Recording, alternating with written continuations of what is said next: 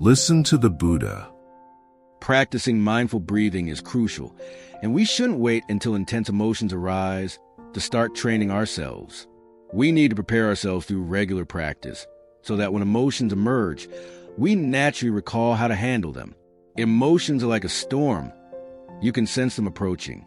If you notice a powerful emotion coming, get ready to face and manage it. Stop whatever you're doing, sit down or lie down, and focus on mindful breathing while awaiting its arrival. In a sitting or lying position, breathe in and observe the rise and fall of your belly. This is deep breathing. For intense emotions, we need to breathe deeply from the abdomen. When inhaling, let your belly expand as much as possible, and when exhaling, let it sink as far as it can. If you're sitting, you might place a hand on your belly to feel its movement. If lying down, do the same. Instead of letting your mind linger in your head, direct your attention downward to the belly, specifically around the navel. You see, during a storm, if you look out the window, you'll see trees standing firm in the wind. But if you look at the treetops, the branches and leaves sway wildly with the gusts. Our mind is like the top of that tree. When an emotional storm hits, don't stay up there. Bring your focus down to the navel area. That's why watching your belly rise and fall as you breathe is beneficial. Whether sitting or lying, simply concentrate fully on your inhalation and the movement of your abdomen. It's not overly complicated. During this time, hold on to the understanding you've gained. I am not just my emotions. I am much more. I am form, feelings, perceptions, mental formations, and consciousness. I transcend a single emotion. Emotions come and go. They only linger temporarily. I don't need to despair over one emotion. I know I can overcome it through mindful, deep breathing. I've survived emotions before. With this awareness, we must remember and revisit it. Mindfulness is also about recollection. You have insight, you recognize it, but sometimes you don't know how to apply it effectively. You possess clarity. Learn to use it skillfully. A young person might be swept away by a powerful emotion. She might think she is nothing more than that emotion, not realizing she is far greater. She may believe the only way to end her suffering is to take her own life. That's a mistaken perception. So, we need to remind her that she is more than a fleeting feeling. That feeling isn't permanent. It arrives, stays briefly, then fades. This understanding can be shared with her, with him. Perhaps in the future, our phones will have a feature to remind us. I'll suggest it to the folks at Google, since we'll have a practice day together. They should create a device to help us return to ourselves. When a strong emotion strikes, it could signal us, like a bell, inviting us to breathe. It would remind us, "Dear friend, you are more than your emotion. You can manage it with mindful breathing. You've overcome big emotions before. You don't have to give up just because of one feeling." I believe this would help young people. It awakens the insight already within them. Just keep that awareness alive, pair it with deep breathing, and you can navigate strong emotions beautifully. When the emotion passes, you'll say to yourself, "Next time it comes, I know how to deal with it. I'm not afraid." If a mother understands this, she can guide her young son or daughter. When a child faces a crisis or intense emotion, she might say, "Sweetheart, hold my hand. Shall we breathe together?" Breathe in, our bellies rise.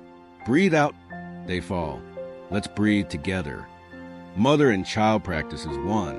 You can use your mindful energy to help the child focus on their breathing, aiding them through it. Together, you allow the emotion to linger for a while, then let it go. As practitioners, we can pass our energy and experience to the child, teaching them how to do it. If you guide students or children in this way, you might save their lives. Later, when facing strong emotions, they'll remember to practice and won't harm themselves. The number of young people taking their own lives is staggering in every country. France, England, so many have chosen that path. Thus, mindful breathing helps us calm our bodies and souls. We realize we need clarity to relax and soothe our emotions. That clarity doesn't come late. The moment you have mindfulness, focus and understanding are already present. If you persist, focus deepens and understanding grows clearer.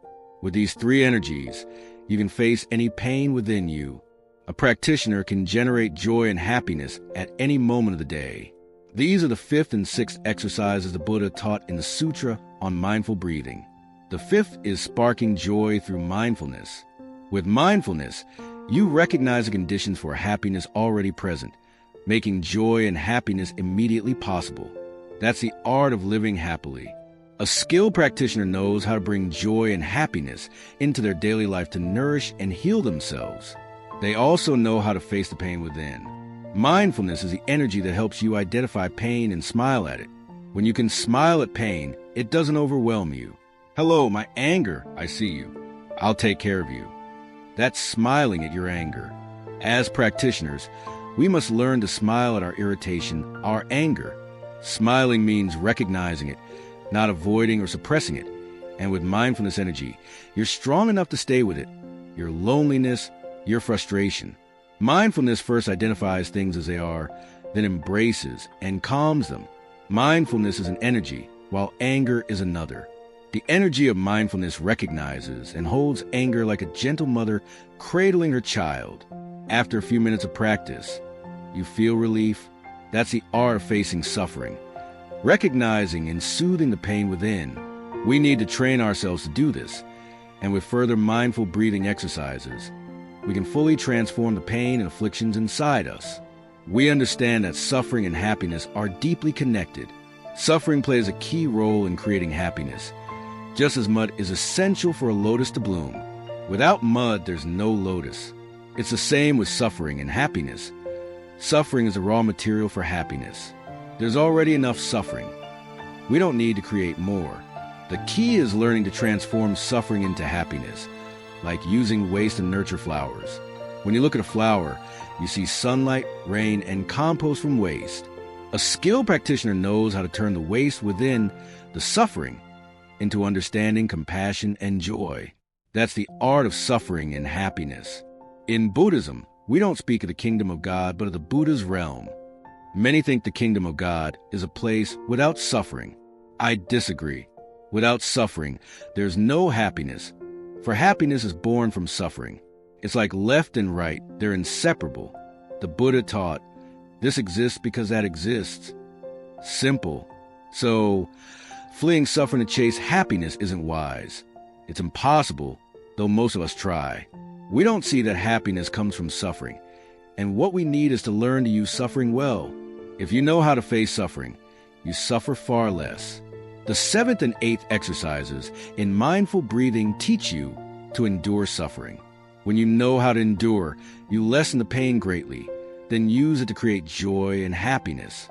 The art of happiness and the art of suffering go hand in hand. The kingdom of God isn't a place without suffering, for without it, people couldn't cultivate understanding and compassion. It's through touching and deeply exploring suffering that understanding arises. When you observe and listen to suffering with mindfulness and focus, you grasp its nature. From this, compassion naturally emerges, healing you and the world. Fleeing suffering isn't wise. You wouldn't want a child to grow up in a place without suffering, for there they'd never learn to understand or love. That's why suffering exists in the kingdom of God. To me, the kingdom of God is where people know how to transform suffering into happiness and love.